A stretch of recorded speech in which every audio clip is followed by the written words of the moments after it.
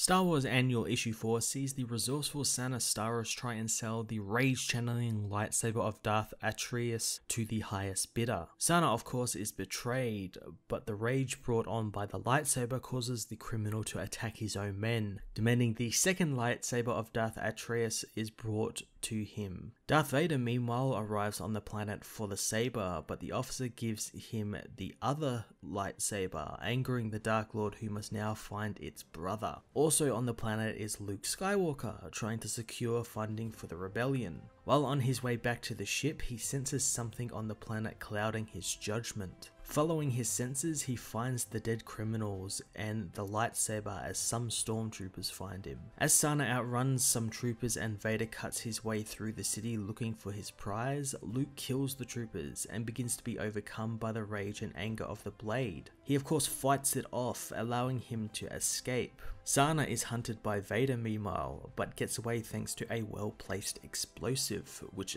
also happens to bury Luke and R2, allowing Sana to stumble upon the credit disc Luke had secured for the rebellion. Luke is separated from his droid friend and forced to commandeer a pod racer to escape the Imperials. As R2 follows Sana after she took the credits, Luke inadvertently enters a dangerous pod race. R2 manages to get the credit back from Sana as Vader frees himself from the debris caused by the explosion. As he continues his pursuit, he watches Luke piloting the pod racer from a viewport, rather impressed at the boy's skills. He does however use the Force to break apart the pod. Escaping the wreckage, Luke destroys the dark side lightsaber as R2 arrives in his X-Wing. As he escapes the planet, Vader watches, destroying the other saber, now that it's worthless without its brother. Sana meanwhile makes it back to her ship, where she plans on selling the other Jedi and Sith artifacts she has in storage. Star Wars Annual Issue 4 was a really fun story that expanded the Jedi Sith lore while providing a funny story involving many of our favourite characters. I really loved how everything in this issue saw Luke and Vader and Sana all kinda almost meet, but extenuating circumstances prevented it from happening. I kinda wish though Luke had gotten a little bit more time with this dark side lightsaber and got to learn about it a little bit more and why it was giving him anger and rage.